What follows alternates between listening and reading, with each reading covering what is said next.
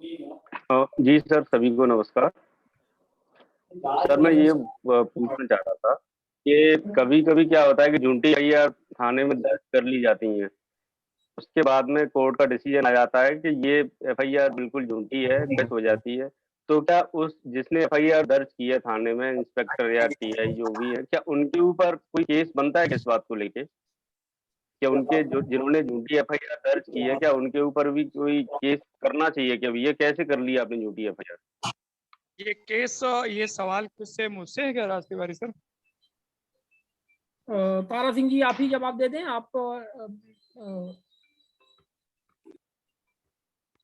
तिवारी जी, जिस किसी एफआईआर का झूठा होना ऑन रिकॉर्ड आप प्रूव कर चुके हैं या हो चुका है, हाईकोर्ट उसे क्वेश कर चुकी है या ट्रायल चल के आप बरी हो चुके हैं, तो पहली जो शर्त है और जो आपके पास रेमेडी है वो ऑनरेबल सुप्रीम कोर्ट ने डॉक्टर रीजोर केस और डॉक्टर डीके बसु केस में ही निर्धारित कर रखा है कि ऐसा कोई केस जिसमें आदमी बरी हो गया या एफआईआर झूठी साबित हो गई और उसमें अगर आदमी को 1 मिनट भी उसकी लाइफ का बर्बाद हुआ है तो स्टेट को उसे 5 लाख रुपए कंपनसेशन देना पड़ेगा।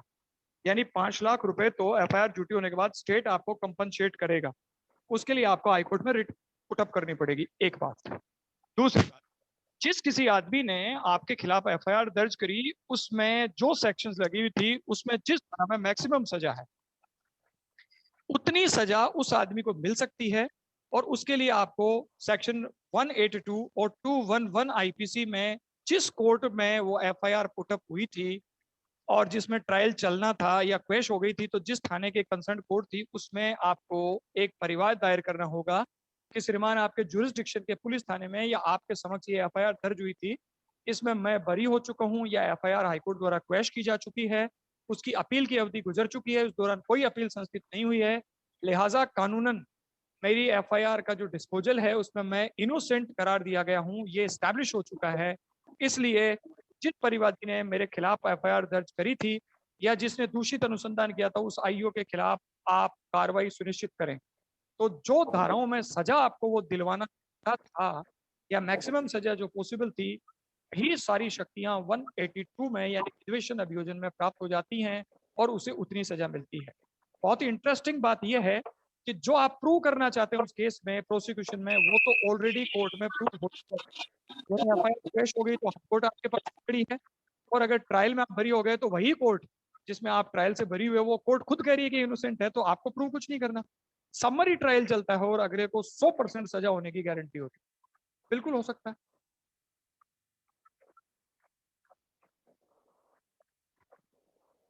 जी थैंक यू जी सर। हमारे बीच में सुरेंद्र जैन जी हैं। सुरेंद्र जैन जी कुछ ऐड करना चाह रहे थे। सुरेंद्र जैन जी, अपने आप को अनम्यूट कर लें।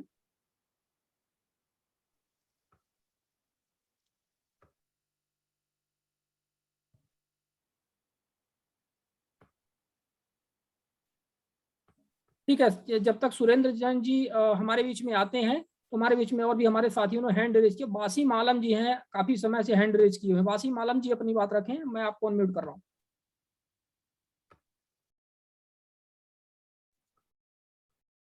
सभी लोगों को नमस्कार। सबसे पहले सरदार साहब को तहे दिल से शुक्रिया कि आज तक हमारे जीवन में पहली बार उन्होंने आरटीआई को आईपीसी और सीआरपीसी की नजरों से देखना सिखाया। सर, आपसे मेरा 2 सवाल है। पहला तो ये कि आपने कहा कि हम लोग जब सूचना नहीं मिलती है या पीआईओ अगर डिसोबे करता है मतलब कि सूचना आयोग के ऑर्डर को, तो हम लोग कंटेम्प्ट ऑफ कोर्ट एक्ट 1971 के तहत कार्रवाई कर सकते हैं। तो पहले ये बताइए sir, how should we initiate ये एक्शन, हम लोग कैसे शुरुआत करेंगे?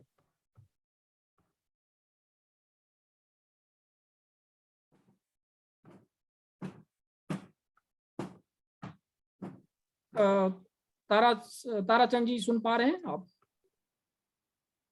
फर्स्ट अपीलेट अथॉरिटी जब किसी चीज को आपके हक में डिसाइड कर देता है और उसके बाद भी पीआईओ सूचना आपको अवेलेबल नहीं कराता है तो कंटेम्प्ट ऑफ कोर्ट एक्ट की सेक्शन 12 के तहत उस पर कार्रवाई नहीं हो सकती, क्योंकि फर्स्ट अपीलेट अथॉरिटी कोर्ट नहीं हो सकती, कोर्ट की कोई शक्ति प्राप्त नहीं है।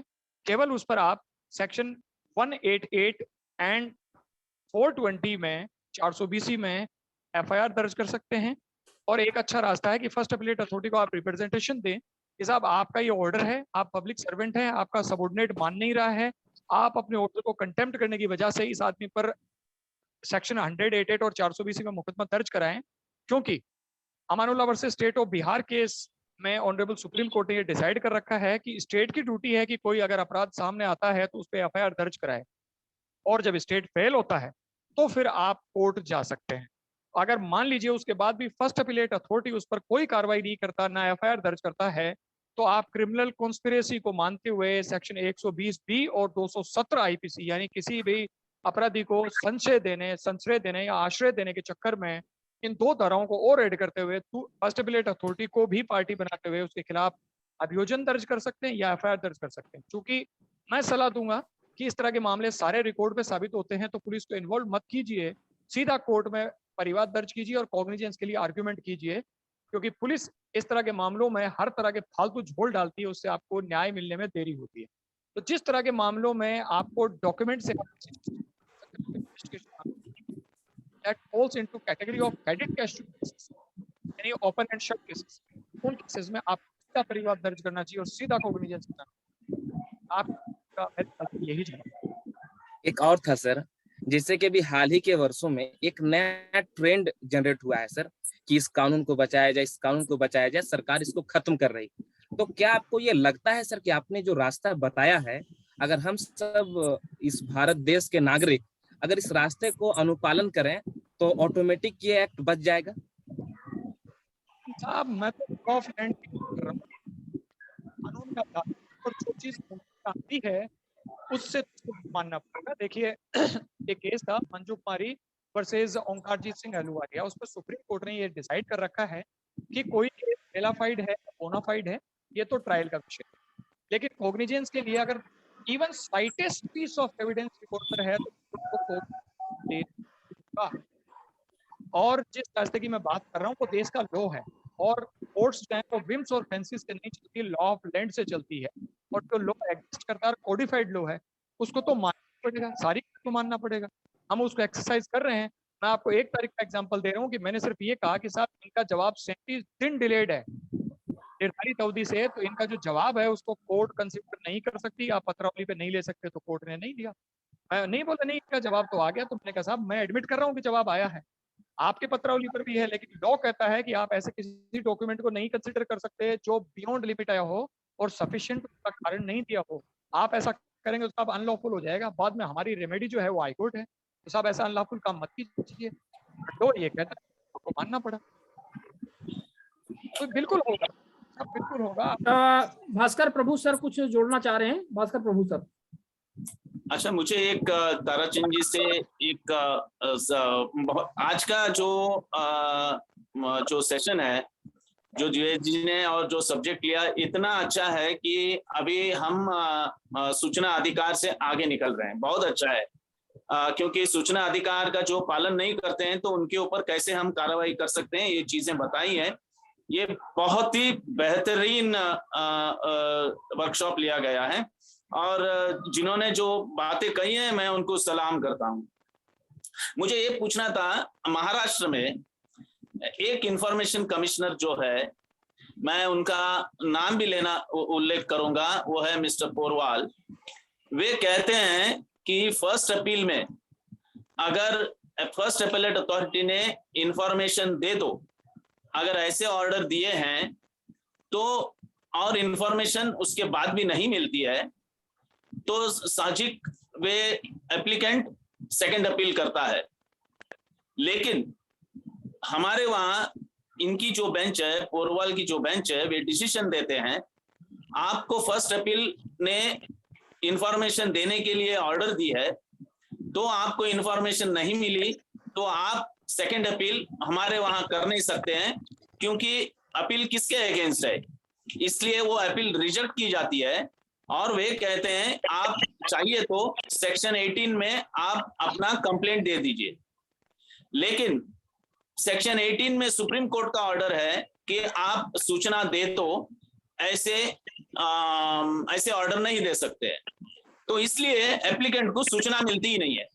शायद सेक्शन 19 में ये हमारे पोरवाल जी सेकंड अपील खारिज करते हैं, और सेक्शन 18 में आए तो पेनल्टी की प्रोसेस करते हैं या इंक्वायरी की प्रोसेस करते हैं, लेकिन सूचना दे दो इसके ऐसे ऑर्डर नहीं दी। तो ये जो ट्रेंड है सेक्शन 19 का, जो फर्स्ट अपीलेट अथॉरिटी ने ऑर्डर देने के बाद में इंफॉर्मेशन दे दो, सूचना दे दो, तो ये सूचना नहीं मिलती है, तो 19 में अगर सेकंड अपील में जाते हैं तो सूचना आयोग के पास, और आयोग रिजेक्ट करती है क्योंकि कहती है कि ये फर्स्ट अपील में तो बता दिया है इंफॉर्मेशन दे दो, तो मेरे पास आने का कोई प्रावधान ही नहीं है, तो आपको ये अलाउड नहीं है। तो ऐसे मामलों में अभी ये बाकी के इंफॉर्मेशन कमिश्नर्स भी इसको कॉपी करने लगे हैं, तो ऐसे मामलों में हमने क्या करना चाहिए, हमने बहुत पत्र लिखे उनको, समझाया भी, लेकिन वे नहीं मान रहे हैं। अभी भी कम से कम मेरे पास एक 10-15 लोगों का केसेस आया, मैंने जमा लिया है। तो ऐसे मामले में हम क्या कर सकते हैं? ताराचंद जी, आप अभी भी जवाब दे सकते हैं या सोच समझ के आप मुझे मेरे ईमेल आईडी में भी बता दीजिएगा। यह बहुत ही गंभीर मामला है, क्योंकि इंफॉर्मेशन कमिश्नर पूरे they are not working as ambassadors of RTI, nor they are working as guardian of RTI, this particular information commissioner. तो आपका सुझाव बहुत अच्छा रहेगा, धन्यवाद। मैं उसको वेट करने की जरूरत है, तो बहुत क्लियर चीज है। आपके जो क्वेरी है उसको इससे है, पहला हिस्सा तो ये है कि जो कमीशन कर रहा है क्या वो लॉफुल है और ये लॉ में सही है। तो मेरा इस बारे में फेवर उनको है कि सर कोई नेक्स्ट लेवल अपील करते हैं तो केवल उस ऑर्डर के खिलाफ होती है जो आपके अगेंस्ट। जब फर्स्ट अपीलेट अथॉरिटी ने डिसाइड कर दिया कि इंफॉर्मेशन देने की लायक है और mister so and information provide करना चाहे, तो जो है वो तो डिसाइड हो चुका, और जो सबऑर्डिनेट उसका है पीए, उसके पास कोई राइट नहीं है कि वो उसके अगेंस्ट जाए। तो अगर सेकंड अपील आपकी केस पे खारिज होती है, पीए ने आपके डिसीजन कर दिया, तब नहीं कर सकते क्योंकि ये लॉ के बियॉन्ड चली गई है, तो उस बारे में बिल्कुल सही है। तो जो आप बेंच कर रही है वो बिल्कुल लॉफुल है, ठीक कर रही है। अब सवाल ये है कि उसके रेमेडी क्या हो और आपको इन्फॉर्मेशन कैसे मिले। सर मैं बहुत शॉर्ट रास्ता बताता हूँ आपको। जिस फर्स्ट अपीलेट अथॉरिटी ने, दो रास्ते हैं, या तो फर्स्ट अपीलेट अथॉरिटी को आप एक लेटर लिखेंगे, साहब आपका तो ये ऑर्डर है, आप पब्लिक सर्वेंट हैं और आपके ऑर्डर को डिसओबे किया गया है, इसलिए 188 आईपीसी और 420 का ऑफेंस हुआ है, तो आप अपने सबऑर्डिनेट के खिलाफ ये एफआईआर दर्ज कराएं या उसके खिलाफ मुकदमा दर्ज कराएं। तो एक काम हुआ। अगर वो दर्ज नहीं करता है, उसको संशय देता है, तो 217 आईपीसी और 120 बी में वो साथ में बराबर का कॉन्स्पिरेसी में बराबर का पार्टनर हो जाएगा। तो आप दोनों के खिलाफ एफआईआर दर्ज कर सकते हैं और या रिकॉर्ड पे उसको लेके आप कोर्ट एजेंस के लिए कह सकते हैं। अब सवाल ये उठता है कि कंफ्यूजन तो दर्ज हो गया, उनको सजा भी मिल जाएगी, लेकिन आपकी इंफॉर्मेशन जो आपको चाहिए वो कहाँ जाएगी? तो सर जब आप कोर्ट में जब कर देते हैं और कोर्ट सुनना शुरू कर देती है, तो आपको एक छोटी सी एप्लीकेशन मूव करनी है 91 सीआरपीसी में कि साहब इस मामले में सबसे इंपॉर्टेंट चीज है वो डॉक्यूमेंट जो मेरे एप्लीकेशन के साथ जुड़े हुए थे, और उन डॉक्यूमेंट्स को न्यायालय में तलब फरमाया जाए। तो कोर्ट उन डॉक्यूमेंट्स को संबंधित पीआईओ से तलब फरमा लेगी, और जब कोर्ट में वो डॉक्यूमेंट आ जाते हैं तो आप कोर्ट से उसकी कॉपी ले लीजिए। तो उसको दंड तो मिल गया, डॉक्यूमेंट कोर्ट तक आ गए, और आपको जब मिल गया तो उसके बाद जो आपको नुकसान हुआ और आपको जो परेशानी हुई उसके लिए आप सेक्शन 18 में चले जाएं, क्योंकि नीचे वाली कोर्ट से डॉक्यूमेंट आपके पास आ गए, उनकी डिले आपको प्रूव हो चुकी, सेक्शन 18 में चले जाएं। तो आयोग तो उस मामले में बिल्कुल ठीक कर रहा है, लेकिन आपको इन्फॉर्मेशन भी मिलेगी, आपको जो हर्जा खर्चा हुआ उसके लिए आप सिविल सूट भी नीचे फाइल कर पाएंगे और उसको पनिश भी करवा पाएंगे। इसका रास्ता नीचे है। सर आपका स्पीकर ऑन नहीं है शायद। हाँ, अभी आवाज सुनाई दे रही है? हाँ, तो मेरा ये कहना है, आपने सुझाव दिए बहुत ही अच्छे हैं, मैं ये मानता हूँ। और वो हमारे पोरवाल जी वो कैलकाटा हाईकोर्ट का एक ऑर्डर भी रेफरेंस देते हैं वे, लेकिन मेरा ये कहना है कि आपसे जस्ट एक पूछना है कि information commissioners are ambassadors of RTI और गार्डियन ऑफ आरटीआई। तो मुझे ये कहना है कि वेदर एप्लीकेंट कम्स इन 19 और वेदर एप्लीकेंट कम्स इन 18, अगर वो 19 में आता है तो इंफॉर्मेशन कमिश्नर को पता चलता है कि भाई ये सूचना मिली नहीं है इसलिए 19 में आए हैं। तो मैं ये कह रहा हूं कि हाँ, ये तो मान सकते हैं हम कि फर्स्ट अपीलेट अथॉरिटी ने ऑर्डर दिए तो इंफॉर्मेशन कमिश्नर टेक्निकली वो सही है, मैं भी मानता हूं टेक्निकली सही है, लेकिन इंफॉर्मेशन कमिश्नर सो मोटो ये नहीं बोल सकते हैं कि ये बोल नहीं सकते हैं कि to the head of the department stating that कि आपके पीआईओ ने वर्क रूल वायलेट किया है, तो इस फलाने सेक्शन में उनको नॉन कंप्लायंस और इस एक्शन लिया जाए, ऐसे सजेस्ट नहीं कर सकते हैं। डायरेक्टिव्स नहीं, रिकमेंडेशन दे सकते हैं ना। सीनियर ऑफिसर अपने जूनियर ऑफिसर को बिल्कुल ऑर्डर कर सकता है कि इंफॉर्मेशन लॉफुल है उनको दिया जाए। इस बारे में ये है कि आपकी वो गलत। फर्स्ट अपीलेट अथॉरिटी अपने अंडर आने वाले पीआईओ या एसपीआईओ या एपीआईओ को बिल्कुल ऑर्डर करता है कि श्री फलां एंड फलां ने पॉइंट नंबर 1 से लेकर 3 तक इंफॉर्मेशन मांगी है, वो उन्होंने अपील है, आर्गुमेंट किया और हम उसकी कन्विंस होते हैं और ये सूचनाएं सर्वथा सूचनाएं निःशुल्क उपलब्ध करवाई जाएं। इसके बारे में कर सकते हैं।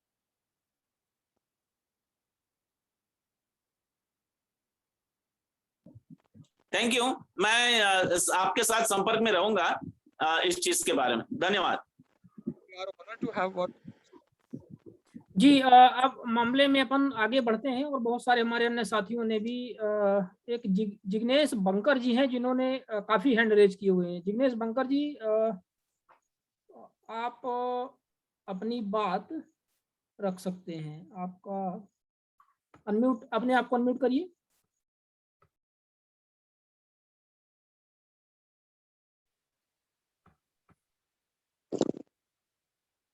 शिवानंद जी, एक बात जोड़ सकते? हाँ अमनदीप सर बताएं। जो माननीय भास्कर प्रभु जी और ताराचंद जी के बीच अभी चर्चा हुई, उसमें एक बहुत अहम मुद्दा उठता है कि अगर प्रथम अपीलीय अधिकारी ने आदेश दे दिया कि जानकारी दी जाए और लोक सूचना अधिकारी उसका पालन नहीं करता है, और चूंकि प्रथम अपीलीय अधिकारी को कोई दंड देने का अधिकार नहीं, इसलिए लोक सूचना अधिकारी को कोई दंड भी नहीं दिया जाता है, तो फिर धारा 19 के तहत सेकंड अपील के प्रावधान का क्या औचित्य रह जाता है? अगर जो मिस्टर पोरवाल सूचना आयुक्त महाराष्ट्र के जो जवाब देते हैं कि सेकंड प्रथम अपीलीय अधिकारी ने आदेश दे दिया तो हम कुछ नहीं कर सकते, पालन नहीं हुआ तो भी कुछ नहीं कर सकते, तो फिर धारा 20 के तहत जो दंडात्मक शक्तियां दी गई उनका क्या होगा? क्या सूचना आयोग ऐसे किसी भी लोक सूचना अधिकारी को दंडित नहीं कर सकेगा? ये बहुत महत्वपूर्ण मुद्दा है। और क्या इस आधार पे जो पोरवाल जी कर रहे हैं, और उसको ताराचंद जी भी सही बता रहे हैं, क्या अपीलेंट को एफआईआर और कोर्ट के चक्कर लगाता रहेगा? सूचना आयोग उसके लिए कोई मायने नहीं रखता है। फिर सूचना आयोग में सेकंड अपील का प्रावधान और लोक सूचना अधिकारी को दंड का प्रावधान क्यों है? उसका इस्तेमाल कब होगा? प्रथम अपील में भी उसको आदेश के बावजूद न्याय नहीं मिला, इसीलिए तो फरियाद करने के लिए जाता है। सूचना आयोग फिर शोकाज नोटिस देकर उसको दंडित कर सकता है, और दंड के भय से वो जानकारी देते हैं। तो सूचना आयोग के स्तर पे निराकरण हो जाना चाहिए इसका। तो क्यों आदमी कोर्ट के चक्कर काटे और इसमें एफआईआर वगैरह कराए? तो ये बात लीगली हमें उचित नहीं लगती है कि प्रथम अपीलीय अधिकारी ने आदेश दे दिया तो उसके बाद सूचना आयोग कुछ नहीं कर सकता। ये सम्मत बात हमारी राय में बिल्कुल नहीं। सर भास्कर प्रभु जी ने कंसर्न पहले भी जाहिर किया था अपना, और पोरवाल जी जो वहाँ के सूचना आयुक्त हैं वो अपनी पावर का बहुत गलत ढंग से उपयोग कर रहे हैं, और किसी भी अन्य सूचना आयोग में किसी भी सूचना आयुक्त के द्वारा ऐसी हरकत करते हुए नहीं पाई गई है। जैसे हमारे मध्य प्रदेश में ही सूचना आयुक्त हैं तो अलग अलग किस्म के यहाँ भी हैं, लेकिन ज्यादातर जानकारियां जब प्रथम अपीलीय अधिकारी के आदेश के बाद भी उपलब्ध नहीं होती है तो सूचना आयुक्त जानकारी उपलब्ध करवाते हैं धारा 20(1), 20(2) के तहत कार्यवाही करवाते हुए, और आपने भी करवाई हुई है। आप तो स्वयं सूचना आयुक्त रहे हुए, तो कितनी सारी जानकारियां आपने प्रथम अपीलीय अधिकारी के आदेश के बाद यदि नहीं दी गई हैं तो आपने कार्यवाही करते हुए उपलब्ध करवाई। काफी मामले सेकंड अपील के इसी तरह के आते हैं, और जैसा भास्कर प्रभु जी ने एक खतरे की ओर संकेत किया कि दूसरे सूचना आयुक्त भी पोरवाल जी को फॉलो करने लगे। अगर ऐसा सब करने लगे तो सूचना आयुक्त किसी लोक सूचना अधिकारी को दंडित ही नहीं कर पाएगा, उसके उस फोरम का कोई औचित्य नहीं रह जाएगा। इसकी शक्तियों का इस्तेमाल कब होगा? सर ये समस्या का समाधान तो तभी होगा जब सूचना आयुक्त का जो सिलेक्शन है वो सही तरीके से होने लगे, क्योंकि ये ज्यादातर ब्यूरोक्रेट्स आ रहे हैं और ब्यूरोक्रेट्स की वजह से ऐसा हो रहा है। नहीं, इसका विधिक पहलू भी है, वो तो गलत कर ही रहे हैं, लेकिन हम भी सही मार्गदर्शन हमको भी लोगों को देना चाहिए कि सूचना आयोग को इसमें अधिकार है, वो दंडित कर सकता है। तो तारा डबल अपराध किया, समय पे उसने सूचना नहीं दी, अपीली अधिकारी का आदेश का पालन नहीं किया, तो उसका दोहरा अपराध हो गया। बिल्कुल। तारा तारा सिंह जी जी, तारा सिंह जी, इसमें सूचना आयुक्त के ऊपर क्या कार्यवाही बनती है? कुछ ऐसा भी नियम कायदा आप लोग कोई ढूंढे हैं क्या अभी तक? पर दो तरह की चीजें आएंगी कि कोई चीज आत्मदीप सर ने जो मार्गदर्शन किया वो बहुत ही इंटरेस्टिंग और बहुत ही लॉफुल बात हुई है। मेरा पहलू ये था कि आवश्यक नहीं है अपील करना, पर आत्मदीप सर ने जो कहा उससे भी मुझे भी नई रहनुमाई मिली है। देश में जो कानून है वो दो तरह की चीजें प्रोवाइड करता है कमिश्नर साहिबान को भी, एक जजेस प्रोटेक्शन एक्ट और एक 197 सीआरपीसी। ऐसी कोई भी चीज जो सद्भावना पूर्वक की गई लॉ के अंडर है तो उसका प्रोटेक्शन हासिल है। लेकिन अगर लॉ के बियॉन्ड जाकर ऐसी कोई चीज की गई यानी जो बिल्कुल सरासरी गलत है, तो उसके लिए जजेस प्रोटेक्शन एक्ट और 197 सीआरपीसी लागू नहीं होती। चूंकि अपॉइंटिंग अथॉरिटी जो है वो संबंधित स्टेट के गवर्नर होते हैं और लॉ का इशू जो है वो पुटअप को उससे पहले अपॉइंटिंग अथॉरिटी को इन्फॉर्म करना जरूरी है। तो उसके लिए जो रास्ता निकलता वो ये है कि संबंधित स्टेट के जो गवर्नर साहब हैं उनको इस बारे में रिप्रेजेंटेशन दिया जाए कि सब सो एंड सो ऑर्डर में इतनी इलीगलिटीज हैं, तो काइंडली इस बारे में आप इसको आपको अपने नोटिस में लें और इस पर आप एक्शन लें और उसकी कॉपी जो संबंधित चीफ जस्टिस ऑफ स्टेट और इन केस कि अगर ये वहां से भी नहीं होता है तो सीजीआई को भी आप इसकी कंप्लेंट पुटअप कर सकते हैं। साहब ये इलीगलिटीज जो है लॉ के बियॉन्ड जाकर ये एक्सरसाइज कर रहे हैं, तो जरा इस चीज को रोका जाए। इंक्वायरी सेट हो जाएगी, आपके बयान होंगे, पक्षकारों के बयान होंगे, फाइल तलब हो जाएगी। फाइलों में अगर लॉ के बियॉन्ड जाके कोई चीज एक्सरसाइज की जा रही है तो बाद में जिसको हम साधारण भाषा में बोलते हैं बंद लिफाफे में चीज आना, वो सब चीजें भी होने के रास्ते सारे होते हैं। तो ये रास्ते तो हैं उसके भी, बट मैं दुआ करता हूँ कि ऐसी चीजें नहीं आनी चाहिए। नहीं, हमें लगता है कि जिस प्रकार से भास्कर प्रभु जी ने बताया है तो थोड़ा सा आप उनसे कोऑर्डिनेट करके, उनका नंबर हमारे ग्रुप में है, तो इस विषय पर आप लोग, आप और धनबीर राव जी मिल करके और कुछ इसमें करें कि मतलब ऐसे जो ट्रेंड्स सूचना आयोग में चल रहे हैं इसको हैम्पर किया जाए, इनको रोका जाए ऐसा करने से, क्योंकि ये गलत कर रहे हैं। बात यह है कि राजस्थान में जो रिटर्न आर्ग्यूमेंट आप फाइल करते हैं वो उसकी जो ऑर्डर शीट होती है उस पर रिफ्लेक्ट नहीं होते, जबकि आयोग को अगर आप आरटीआई फाइल करो तो वो कहता है कि आपके डॉक्यूमेंट तो हमारे यहाँ मौजूद है पर आपने फाइल किया इसलिए दे नहीं सकते। यानी आयोग ये मानता है कि मेरे डॉक्यूमेंट वहां है, लेकिन वो ऑर्डर शीट पर रिफ्लेक्ट नहीं होते, उनका इंतराज नहीं होता और ऑर्डर जो करते हैं उसमें भी उसका कोई उल्लेख नहीं होता। तो इस तरह की दिक्कत हमारे यहाँ भी आ रही है कि कुछ गलत एक्सरसाइज हो रही है, तो उस दिशा में भी हम काम कर रहे हैं। तो एक नेक्स्ट स्टेप है, जरूर हम इस पर भी काम करेंगे। जी, अब आगे आते हैं और कार्यक्रम में अगले प्रश्न लेते हैं। हमारे बीच में और साथियों ने भी अपने हैंड रेज किए हुए हैं। वीरेंद्र कुमार जी, वीरेंद्र कुमार सिंह जी, आप अपने आप को अनम्यूट करके अपनी बात रखें शॉर्ट में। हाँ, हेलो, नमस्कार सर जी। नमस्कार। हेलो, नमस्कार। नमस्कार। हेलो, नमस्कार। हाँ सर, बताएं। मैं विजेंद्र कुमार सिंह बोल रहा था। मेरी समस्या ये थी कि मैंने भारत सरकार ने एक जांच का एक पत्र दिया था, भेजा था सर। हेलो, हाँ, सुन रहे हैं, बताइए बताइए, आपकी बात सुन रहे हैं ना, पूछिए, प्रश्न पूछिए आप। जांच के लिए मतलब मेरी नौकरी से संबंधित था, कार्मिक और भारत सरकार, ये प्रशिक्षण विभाग भारत सरकार ने भेजा था, तो वो यहाँ पर आया, तो मैंने उस पर क्या नाम है, ये कहते हैं लोक सूचना पदाधिकारी जो बिहार सरकार के गृहांश पदाधिकारी हैं उनके पास आया, तो उन्होंने अपने कर्मी के द्वारा जांच के लिए इसे निर्देशित किया, मिशन डायरेक्टर को और एक दिया जिला पदाधिकारी को। तो जिला पदाधिकारी को उस पत्र पर मैंने आरटीआई मांगा तो वो कहता है कि कार्यालय को प्राप्त नहीं है, जबकि उसकी जांच की तो उसके कार्यालय को प्राप्त है, स्थापना को, जिला स्थापना को। इसी तरह से मैंने एक मिशन को भी मांगा था, क्वेश्चन सूचना मांगा था, वो सूचना मुझे उपलब्ध नहीं कराए, वो 30 दिन तक अपने पास फाइलें रखी हुई हैं। और फिर बाद में मैंने इस पर कॉम्प्लेन भी किया कि भैया जिलाधिकारी को कि भैया कि ऐसा है पत्र बनाकर, तो उस पर कोई सूचना नहीं दिए वो। और उन्होंने लास्ट में ये कहा कि भैया कि इसे उसमें ये नहीं बताया था कि प्रथम अपील प्राधिकार कौन है मेरा, और उन्होंने नंबर न अपना संपर्क नंबर नहीं दिया, ना ही इसके कोई वो दिए। तो मैंने उसका सारा चीज देते हुए कहा कि प्रथम अपील आप अपने स्तर से दे दीजिए, क्योंकि मुझे आपने बताया नहीं है कि प्रथम अपील प्राधिकार कौन है और कितने दिनों में देना है। ये सब लिखते हुए मैंने उन्हें आग्रह किया कि आप प्रथम अपील को दें, तो उन्होंने क्या किया कि इसे कहा कि आप स्वयं जाकर प्रथम अपील में जाकर परिवाद दाखिल करें और वो सारा डॉक्यूमेंट मुझे वापस कर देते हैं। जिलाधिकारी प्रथम जी। के तहत।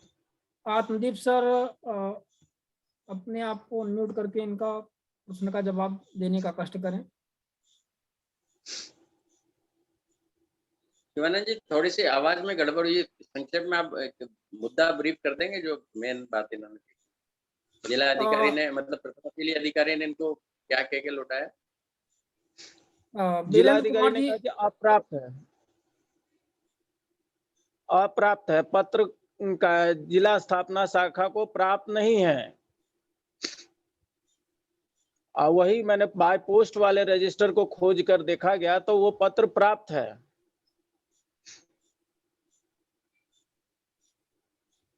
तो आप इसमें तो ये तो मतलब गलत जानकारी के आधार पर उन्होंने आपकी प्रथम अपील डिसाइड की है, तो इसमें तो सेकंड अपील बनती है।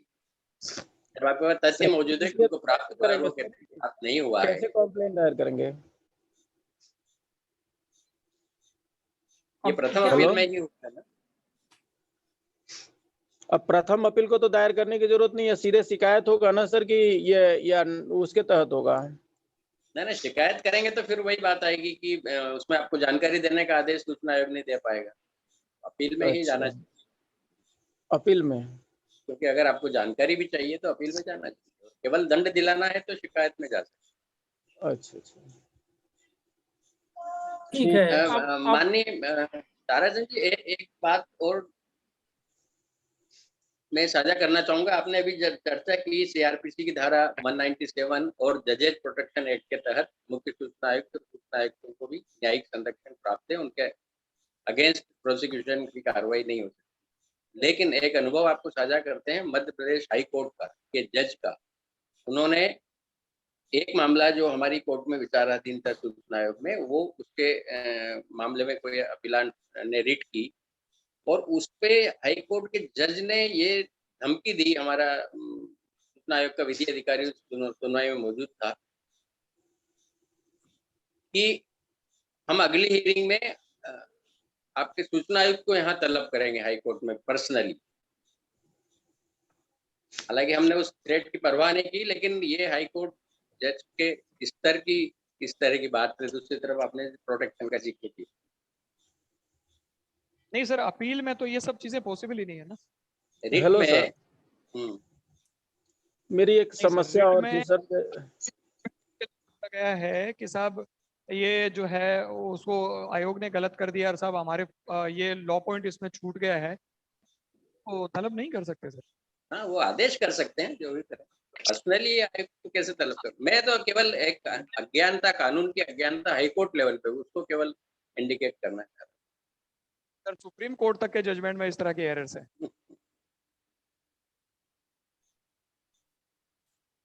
जी, कार्यक्रम में आगे बढ़ते हैं और अगले प्रश्न लेते हैं। जयपाल सिंह जी खींची, आपने अपना हैंड रेज किया हुआ है, तो अपने आप को अनम्यूट करके अपना प्रश्न शॉर्ट में पूछें।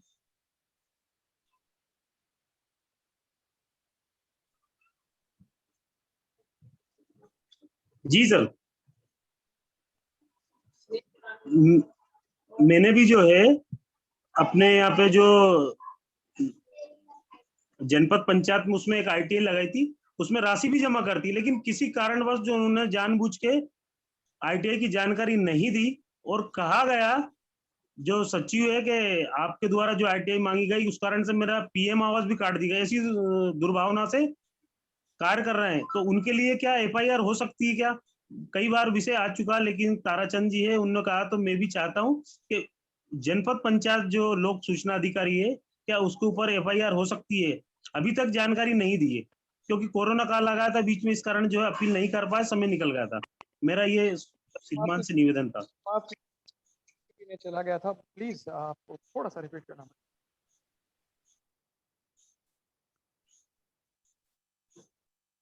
जयपाल सिंह जी का ये कहना है कि जनपद स्तर के जो लोक सूचना अधिकारी हैं उन्होंने असद्भावपूर्ण तरीके से इनकी जानकारी नहीं दी और साथ में इनका पीएम आवास भी काट दिया है।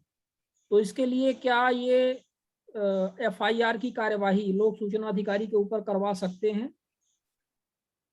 जब तक फर्स्ट अपील डिसाइड नहीं होती तब तक आप कार्रवाई संस्थित नहीं कर सकते, क्योंकि सेक्शन 7(2) ये कहती है कि 30 दिन में आपको कोई जवाब नहीं दिया तो इसका मतलब होगा कि उसने आवेदन नामंजूर कर दिया है।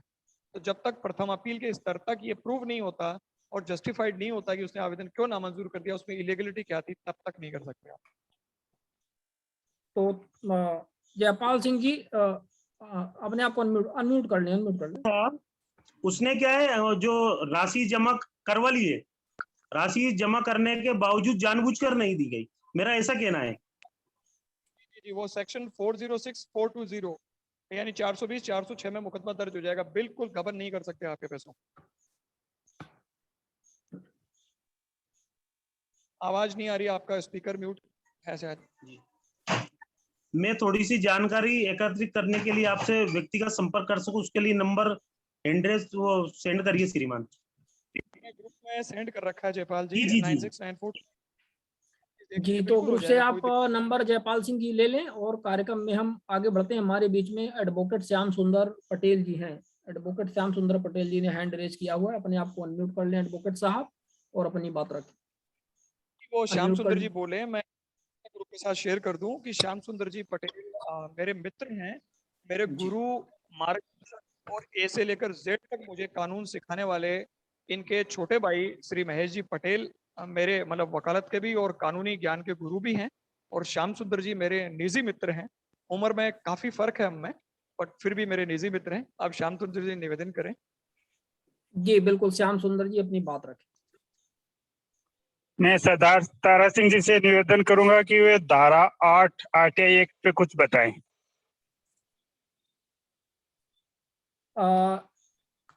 श्याम सुंदर जी, मैं ये यहाँ पे जोड़ना चाहूँगा कि अपन अभी अब आप तो स्वयं एडवोकेट हैं, तो आपके शिष्य ही हैं तारा चंद जी, तो मुझे पूरी उम्मीद है कि आप दोनों लोग तो इस धारा को बहुत अच्छी तरह से जानते हैं। और जहाँ तक सवाल आम जन का है जो इसमें जुड़े हुए हैं, अन्य हमारे जो साथी हैं, इसके लिए अपन एक अलग सेशन रखेंगे, क्योंकि ये काफ़ी मतलब डिटेल्ड डिस्कशन होगा। 81J 81H तो आप जानते हैं कि इसमें तो पूरा का पूरा एक थ्योरी ही डेवलप है उसको लेकर के, तो अपन इस विषय पे जरूर आगे चर्चा करेंगे। और बहुत अच्छा लगा आप भी हमारे इस कार्यक्रम में आए। जी बिल्कुल श्याम सुंदर जी, और आगे हम इस कार्यक्रम को जारी रखेंगे, आप भी उसमें पधारेंगे। कार्यक्रम में और भी हमारे अन्य साथियों, हाँ जी, हमारे अन्य साथियों ने भी हैंड रेज किए हुए हैं। तो एडवोकेट हेमराज लोधी जी ने भी हैंड रेज किया हुआ है, गोविंद देशवारी जी भी हैं। तो मैं एक एक करके पहले हेमराज लोधी जी को यहाँ पे इनवाइट करूंगा कि वो अपनी बात रखें।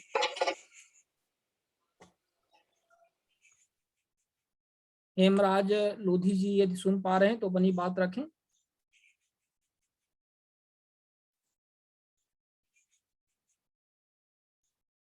चैट बॉक्स में एक मैसेज आया है NM गुगोरिया जी का, अपने आप को अनम्यूट करके गुगोरिया जी अपनी बात रखें, अनम्यूट कर लें अपने आप को।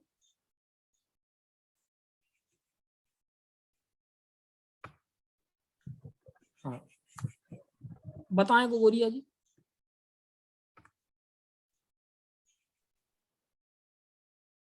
अपने आप को म्यूट बार बार मत करें स्वयं, मैं आपको अनम्यूट करने के लिए परमिशन दे रहा हूं, आप अनम्यूट कर लें और फिर उसको टच ना करें बार बार।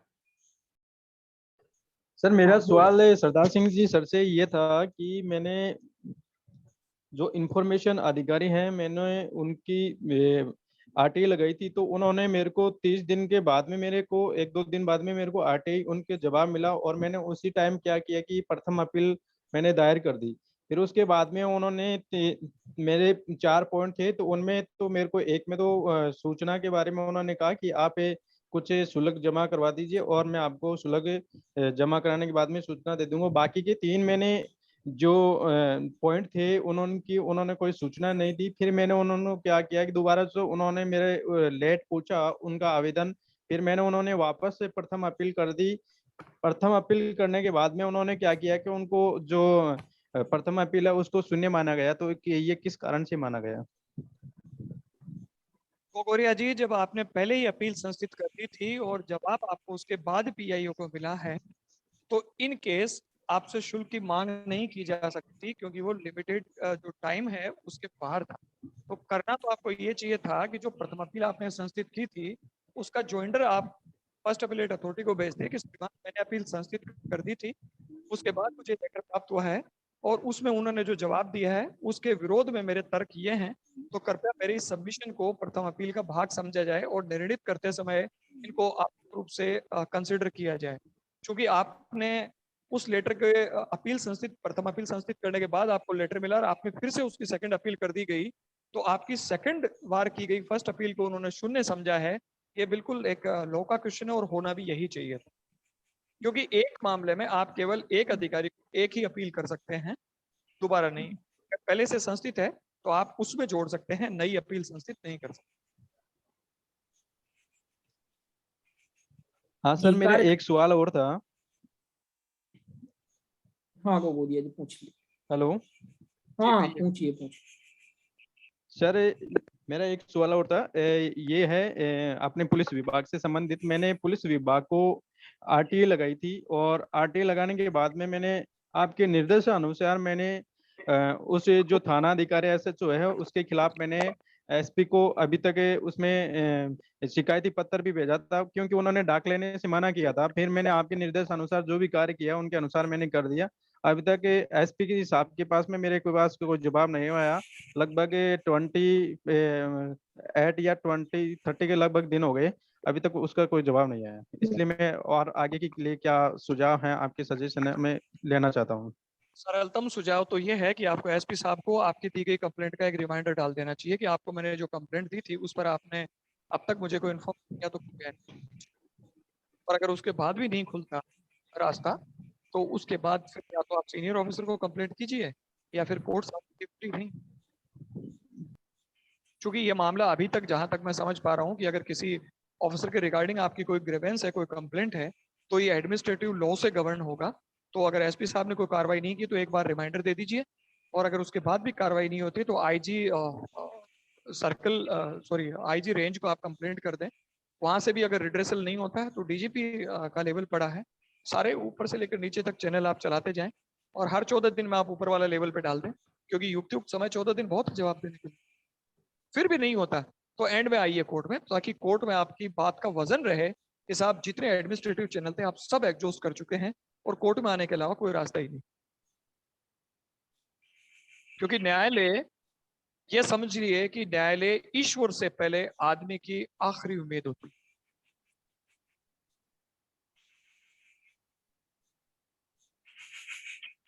जी बिल्कुल। कार्यक्रम में अपन आगे बढ़ते हैं और अगले प्रश्न लेते हैं। मेघराज सिंह जी ने भी हैंड रेज किया हुआ है। मेघराज सिंह जी अपने आप को अनम्यूट कर लें।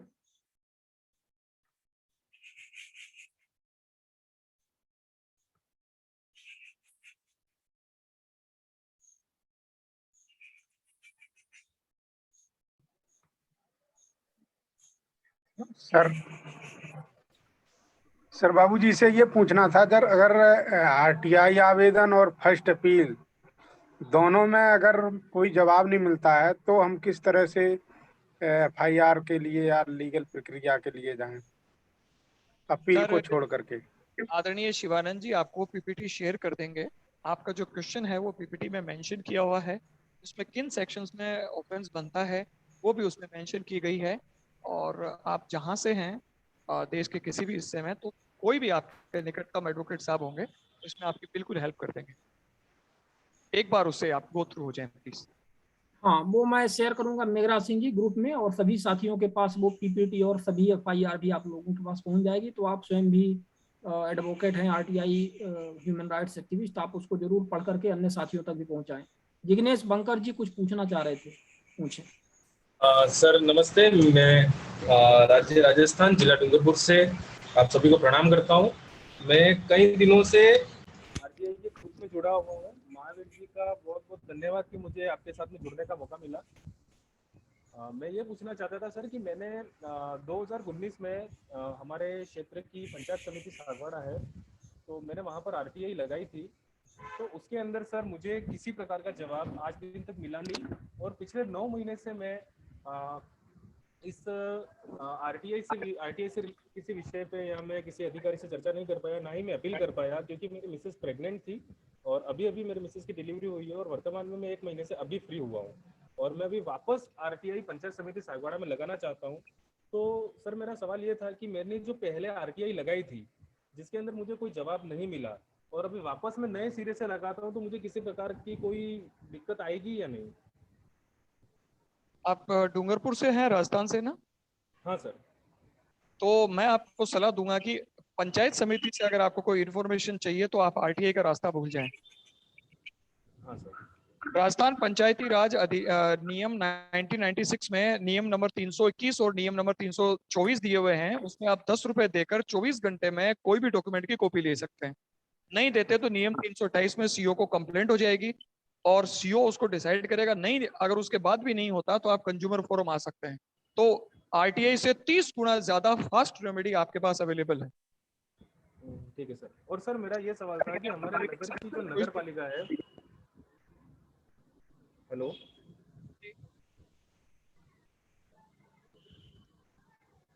सर हमारे नगर की जो नगर पालिका है वहाँ पर स्थिति हमारी यहाँ की ये बन गई है कि जो बिलानामा जमीन होती है, जो सरकारी जमीन होती है, जो चारागाह जमीन होती है, वो मतलब जो आदिवासी वर्ग है या फिर कोई एससी वर्ग है, एसटी वर्ग है, उनके पास पेनल्टी भरी हुई पेपर होते हैं, जिन्होंने पेनल्टी भर रखी है या फिर उनका कब्जा है, उनके वो जमीन उनके खाते में नहीं जाती।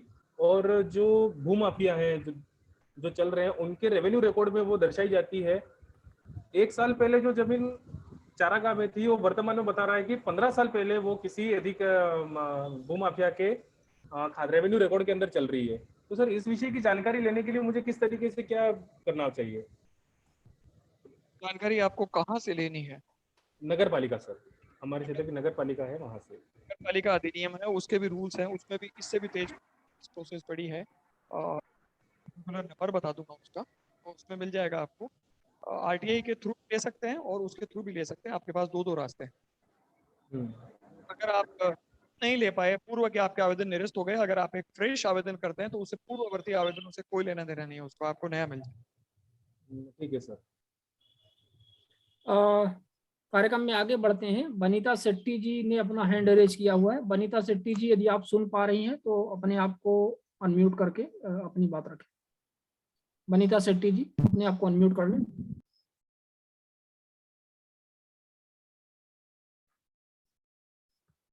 अपने आप को अनम्यूट कर लें। बनीता शेट्टी जी, अनम्यूट कर लें अपने आप को प्लीज। सुनाई दे रहा है? जी जी, सुनाई दे रहा है। आप लोगों को सुनाई दे रहा है? क्या वी कैन? हाँ, तो मुझे ना फ्रेंड है, वो ब्रह्मा कुमारी से है, तो उधर एक आदमी आता था एयरफोर्स में से, रिटायर्ड मैन ही सीम्स टू बी, और बोल रहा था कि ना मैं शेयर्स का बिजनेस करता हूँ और इसमें इन्वेस्टमेंट करो। तो मेरी फ्रेंड है ना कमल बेन, उसने 19 लाख तो उसमें इन्वेस्टमेंट किया। तो उसको ना स्टार्टिंग में उसने कुछ प्रॉफिट दिया ऐसा 50,000 60,000। अभी 2 साल से कुछ नहीं दे रहा। तो 2-3 लेडीज है ना ब्रह्मा कुमारी से इन्वेस्टमेंट करते गए उसके साथ।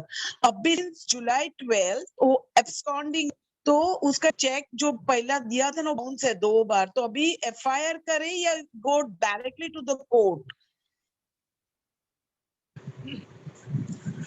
Case of check bouncing, did I get it properly? हाँ, इनका चेक बाउंसिंग का ही केस है। और 138 ऑफ इन्वेस्टमेंट एक्ट का इशू है, उसके लिए आपको ये कब हुआ है? बट ही इज एब्सकॉन्डिंग, वो नहीं है, वो किधर गायब हुआ अभी। उसका फोन भी स्विच्ड ऑफ है। It doesn't make any मिल रहा है वो। ये बताएं कितनी तारीख को आपका चेक डिसऑनर कितनी तारीख को? नहीं, I mean last month July was the last day. उसके पहले 2-3 दिन पहले ही ये हुआ है चेक बाउंस। आई मीन 3 बार तो चेक बाउंस हुआ था, सेम चेक बाउंस की जब आपको रिपोर्ट मिल जाती है बैंक से, तो विद इन 30 डेज आपको कंसर्न पार्टी को चेक इशू किया था, उसे लीगल नोटिस देना होता है और लीगल नोटिस देने के बाद 60 डे के भीतर एनआई कोर्ट में इसका परिवाद दायर करना होता है। आपको दुगुनी राशि, आपका कानूनी खर्चा, पेनल्टी सब मिलने के लिए कोर्ट ऑर्डर कर सकती है। तो it's a case of NI act. No, but thing is that if the man is not there only, so how do we trace? How the police or the court give an order? नहीं कर सकते, NI act power है तो ये रास्ते उसके बाद निकलेंगे, बट आप you cannot go directly into FIR. ठीक है, कार्यक्रम में अपन आगे बढ़ते हैं और अंकित कुमार जी हमारे बीच में हैं। अंकित कुमार जी अपने आप को अनम्यूट कर लें, हैंड रेज आपने किया हुआ है, अपना प्रश्न रखें। जी सर, सुन पा रहे सर क्या? जी हाँ, सुन पा रहे हैं, बताइए। जी, सबसे पहले सभी गुरुजनों को साथ प्रणाम करते हैं। और मेरा एक सवाल ये है कि सर जैसे आर्मी से रिलेटेड पीआईओ है, तो जैसे सर लोग बता रहे हैं एफआईआर के बारे में तो सारी सिविल एडमिनिस्ट्रेशन हो गया, बट मेरा आर्मी के से रिलेटेड आरटीआई चल रही है, तो क्या आर्मी ऑफिसर के अगेंस्ट भी एफआईआर हो सकती है? क्योंकि जहाँ तक मुझे कहीं से सुनने मिला है कि आर्मी सेना के खिलाफ आईपीसी लागू नहीं होता है, इस केस में क्या हो? पहली बात तो आप ये समझें कि मैं फोर्स का एक हिस्सा रहा हूँ। फोर्स जो है वो सेंट्रल गवर्नमेंट द्वारा एस्टेब्लिश की हुई सिक्योरिटी एजेंसी है और आरटीआई एक्ट में केवल फोर्स से आपको दो तरह की इंफॉर्मेशन मिल सकती है। एक, जब जहाँ ह्यूमन राइट वायलेशन हो, और दूसरा जहाँ महिलाओं के अधिकारों का हनन होता हो। उसके अलावा किसी तीसरी तरह की जानकारी आरटीआई एक्ट के तहत आप किसी भी फोर्स से नहीं ले सकते। एक बात, तो आपकी आरटीआई डायरेक्टली खारिज कर सकते हैं कि वो इसके दायरे में नहीं आएंगे। आर्मी से रिलेटेड सर मैंने दो चीज पे किया था, एक accounts dealing public fund regiment fund था और एक रेलवे वारंट से संबंधित था, और 18 में डाला था। केंद्र सूचना आयोग से सुनवाई भी हुई, सूचना आयोग का आदेश भी निकला कि इसको सूचना पूरी उपलब्ध करवाई जाए। उसके बावजूद भी वो अधूरी सूचना दिया पीआईओ के तरफ से, और उससे पहले भी आरटीआई लगी थी जिसमें फर्स्ट एप्रिल बोला था इसको दे दो। नई आरटीआई जो लगी थी उसमें उनके आदेश के बावजूद भी ये नहीं दिए, उसको बरगला गया, मतलब उल्टे सीधे जवाब देते कि ये चीज है ही नहीं मेरे पास या ये लागू नहीं होता, ऐसा कर सूचना आयोग का आदेश निकला हुआ केंद्र सूचना आयोग का। फोर्स में पूरा एक चैनल है आपके ग्रीवेंस को सुनने के लिए। फोर्स की अपनी कोर्ट्स हैं, आप उसमें ग्रीवेंस हैं, उसमें उस केस को पुटअप किया जाएगा, और अगर सामने वाला गिल्टी पाया गया तो फोर्स कोर्ट अपने आप इस केस को सिविल कोर्ट को ट्रांसफर कर देगी। अच्छा, तो आरटीआई का जो सर वो डिसीजन आया तो फिर उस पर कुछ नहीं हो सकता अभी फिर पीआईओ के अगेंस्ट में? आपको ये जितने भी देखिए, आर्मी एक्ट है, एयरफोर्स एक्ट है, नेवी एक्ट है, इन सारे एक्ट में जो पावर दी गई हैं एक्ट्स को, उसके अकॉर्डिंग आपको जितने भी केसेस हैं उनको सबसे पहले फोर्स के सामने रखना पड़ेगा। उनके ट्रिब्यूनल इसको सुनेगा और उसमें अगर उसको गिल्टी पाया जाता है तो सिविल कोर्ट को अपने आप ट्रांसफर करेगा। डायरेक्टली आप किसी इशू को बाहर सिविल कोर्ट में नहीं घसीट सकते। तो आर्मी का sir last channel chief of army staff ही होगा ना लास्ट? नहीं, कोर्ट है ना। चीफ ऑफ आर्मी स्टाफ की एक बात अलग है, कोर्ट अपने आप में कोर्ट है, उसमें एडजुटेंट पावर होती है लोगों के पास। फोर्स में मजिस्ट्रेट बैठते हैं, जैक ब्रांच है। नहीं, चैनल में जो देंगे वो तो ब्रिगेड से शुरू करेंगे तो लास्ट तक जाएगा ना, अगर चैनल में प्रोसेस करना। चैनल सबसे पहले सीओ जी सर, सीओ से शुरू करना पड़ेगा आपको। Last chief of army staff देने की जरूरत नहीं है, सीओ उसको पुटअप कर देगा, किसी भी कोर्ट होगी उसमें पुटअप करेगा, फिर उसकी हियरिंग होगी।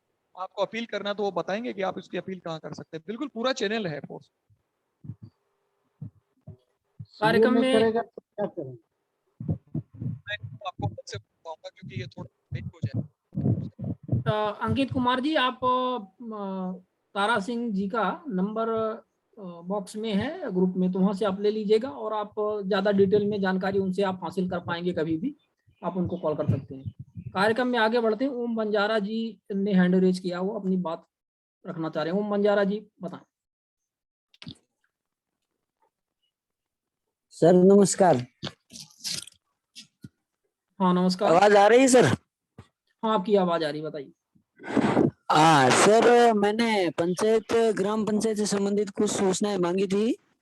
मैंने 103 के अंतर्गत आवेदन किया था सर, ग्राम पंचायत समिति के विकास अधिकारी को।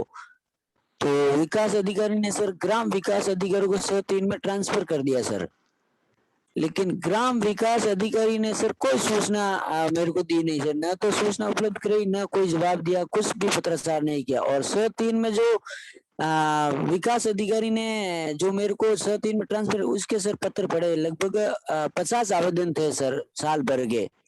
सभी आवेदन के पड़े, मैं द्वितीय अपील भी कर चुका हूँ और उसमें भी तारीखें मिली हुई है, लेकिन वो ग्राम विकास अधिकारी है उसमें सर कुछ इंटरेस्ट नहीं लेता है सर आरटीआई में सर। इसका क्या किया जाए सर?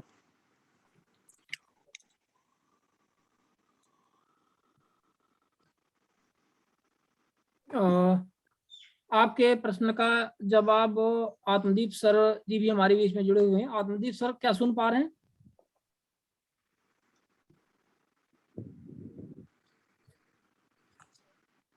अच्छा, ओम बंजारा जी, आपका प्रश्न राजस्थान से संबंधित है?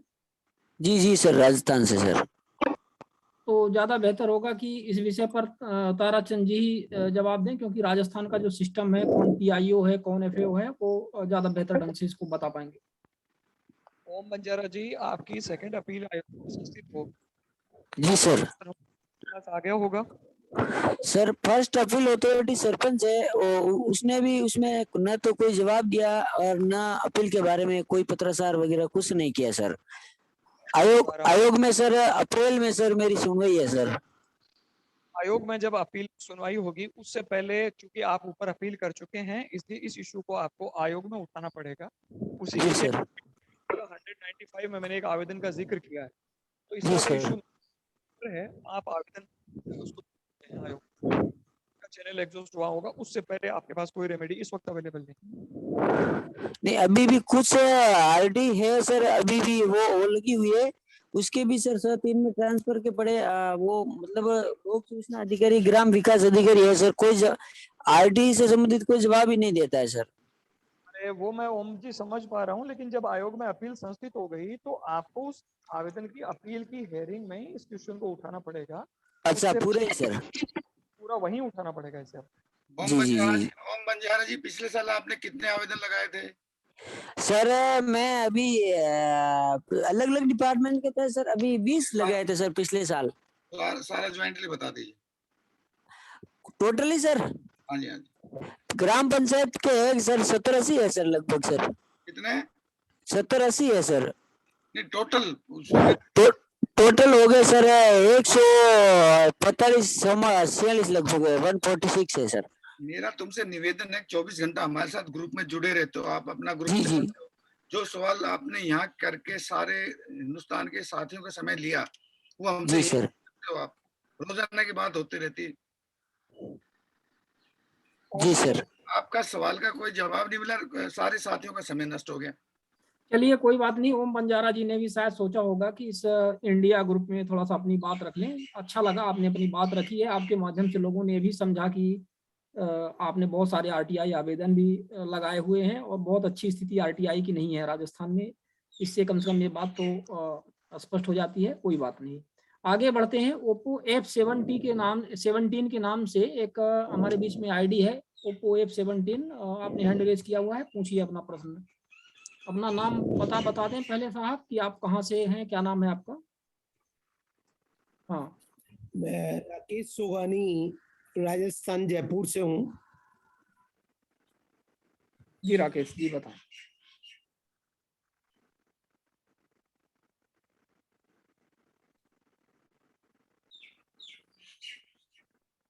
आप अपने आप को अनम्यूट कर लें और टच ना करें बार बार उसको। बताएं। फिर आपने अपने आप को म्यूट कर लिया, अनम्यूट कर लें एक बार, बस आपको परमिशन दे दी गई है, अनम्यूट कर लें आप। हाँ, अब आपने अनम्यूट कर लिया, अब अपनी बात रखें। आप बार बार म्यूट कर रहे हैं, तो फिर हम आगे बढ़ेंगे। और हमारे बीच में अन्य हमारे एक साथी गैलेक्सी J6 के नाम से, गैलेक्सी J6 के नाम से हैं। आप अपने आप को अनम्यूट कर लें। गैलेक्सी J6, क्या आप पूछना चाह रहे हैं? हाँ सर, सर मैं ये जानना चाहता हूँ सर कि हमारे गांव में 20-25 साल पहले कोई ऐसी कॉलोनी आवंटित हुई थी सरकार की तरफ से, लेकिन उस दरमियान सरकार की तरफ से जिनके नाम आवंटित हुए उनको न तो कोई कागज दिए गए, लेकिन उन्होंने बैंक से लोन लेके अपने मकान बनाए, और अब 20-25 साल बाद के 20-25 साल बाद किसी एक आदमी है प्रभावशाली है जिसने अतिक्रमण कर रखा है। अब जब वो 80 वाले उस जमीन पे अपना हक जताने जाते हैं तो वो बोलता है कि तुम्हारे यहाँ कोई लेना देना नहीं है। तो हम अगर सर पंचायत से मतलब तहसील से अगर कोई कागज निकलवाए तो कैसे निकलवाएं सर? आप उस गांव की उस जमीन का खसरा नंबर और किस हल्का पटवारी में है, कौन सी तहसील में है, इस तरह से ये जानकारी प्राप्त कर आप उसकी जानकारी निकलवा सकते हैं कि ये खसरा नंबर किसके नाम पर है, उस ये जानकारी आप ले सकते हैं। बहरहाल यदि आप बहुत सारे स्टेट्स में राजस्व से संबंधित दस्तावेज लेने के लिए उनका एक अलग प्लेटफॉर्म होता है, नकल आप निकलवा सकते हैं, तो पहले वो प्रयास करिए, क्योंकि कई बार ये जवाब दे दिया जाता है। सर वो मैंने कर दिया सर, मैंने तहसीलदार के लिए अप्लाई कर दिया सर उसके लिए, लेकिन अब तक तहसीलदार की तरफ से कोई रिप्लाई नहीं आया सर। तो ठीक है, नकल का डेट कितना रहता है वो आप देख लीजिए अपने स्टेट्स में, और 7 डेज। हाँ, तो 7 डेज के बाद यदि वो जवाब नहीं देते हैं तो आप फिर उसकी जो आगे की प्रोसीजर है उस पर जा सकते हैं, देख लीजिए यदि कोई उसमें अपील करने का कोई है डीएम वगैरह को, नहीं तो आप आरटीआई लगा सकते हैं इसमें, और आप ये कह सकते हैं कि हमने नकल का भी आवेदन दिया और ये जानकारी हमें नहीं दी गई समय सीमा पर, इसलिए हमें आरटीआई लगाना पड़ रहा है। तो जब आरटीआई आप लगाएंगे तो उनको वो जानकारी देनी पड़ेगी, वो ये नहीं कह सकते हैं कि ये दस्तावेज ये नकल से प्राप्त कर सकते थे, तो आप वहाँ पे ये कह देंगे कि भाई नकल के लिए हमने तो लगाया था लेकिन आपने दिया नहीं, इसलिए हमें मजबूरन आरटीआई के तहत लगाना पड़ रहा है। तो इस तरह से आप कर सकते हैं। तो सर मैं सर ये भी जानना चाहता हूँ, जैसे अपने वो आरटीआई के तो मतलब उस जमीन से हमने अपन कौन कौन से कागज मांग सकते हैं वो तहसीलदार जी से, जिससे अपने ये पता चल सके हाँ भाई ये जमीन इन आदमियों के नाम अलॉट हुई थी। आप कुछ वर्षों की एक सर्टेन ड्यूरेशन में आप पूछ लीजिए कि इस वर्ष से इस वर्ष के बीच में यह जमीन खसरा नंबर इतना हल्का पटवारी ये फलाना तहसील में जमीन किन किन भूमि स्वामियों के नाम पर दर्ज हुई है, तो ये दस्तावेज आपको वो दे देंगे उतने वर्ष का, एक एक पन्ने का होता है, खसरा आ जाएगा। कार्यक्रम में आगे बढ़ते हैं। अंकुर मिश्रा जी हमारे बीच में है। अंकुर मिश्रा जी अपने आप को अनम्यूट कर लें, आप हैंड रेज किए हुए हैं, और फिर कार्यक्रम की समाप्ति की ओर भी अपन चलें क्योंकि 2 बज रहे हैं। जी सर, हेलो जी, नमस्कार सर। जी नमस्कार, बताएं। नमस्कार। जी मेरा 2 क्वेश्चन है। एक तो मेरी कल अपील है कृष्णमूर्ति जी के सामने। अब ये जो प्रकरण उनके सामने जो जा रहा है, क्योंकि पिछली बार जो उन्होंने मतलब जो उनका रिस्पांस था, खास तौर से मैंने जैसा भी लिख के बताया था कि किसी पिताजी से उसके लड़के की कंप्लेंट करने की इसको दंडित करो, तो वो उसको नहीं बल्कि अपने पे चिढ़ते हैं। अब जो कल मेरा आवेदन है वो मैंने 10/8/2020 को एप्लीकेशन दिया था, जिसमें प्रथम अपील मैंने फाइल करी थी 17/9 को। ये भी उसके बाद भी कोई जवाब नहीं मिला। फिर मैंने द्वितीय अपील कर दी 3/11 को। द्वितीय अपील करने के 7 महीने बाद मुझे एक लेटर प्राप्त होता है कि भैया अप्रैल में आप आ जाओ, आपकी प्रथम अपील की सुनवाई की जाएगी। अब ये मामला मैं ऑलरेडी वहां पे लगा चुका था द्वितीय अपील में। यहाँ पे इन्होंने जो निराकरण किया है वो भी मतलब प्रॉपर रिस्पॉन्स वाला कुछ भी नहीं हुआ है। अब मेरा मेन मुद्दा ये था, क्योंकि मुझे पता है कि जिस अधिकारी के लिए मैंने ये लगाया था उसके ऊपर लोकायुक्त की जांच चल रही है, और वही बार-बार जांच अधिकारी भी वो खुद ही बनता है हर विषय में। मूलतः अगर लोकहित की बात करें तो जिस भूमि का मैं इनसे डिटेल मांग रहा हूँ, जिस स्कूल को इन्होंने मान्यता दी है, वो शासन के द्वारा अनुदान में प्राप्त भूमि है, और 2018 में राज्य शिक्षा केंद्र से एक लेटर आया था जिसमें बोला था कि अनुदान में प्राप्त जितनी भी भूमियां हैं या अनुदान प्राप्त विद्यालयों को जो रियम्बर्समेंट करते थे फीस का, वो नहीं देना चाहिए, और उसके बावजूद पिछले 3 साल से निरंतर दिया जा रहा है, जिसका मैंने रिकॉर्ड निकाल लिया ऑनलाइन।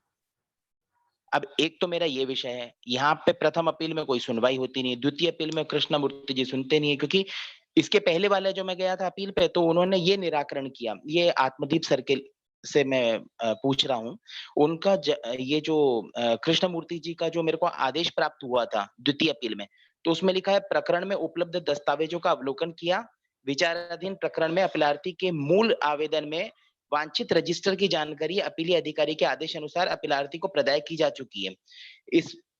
इस प्रकार लोक सूचना अधिकारी द्वारा उपलब्ध जानकारी प्रदाय की जा चुकी है।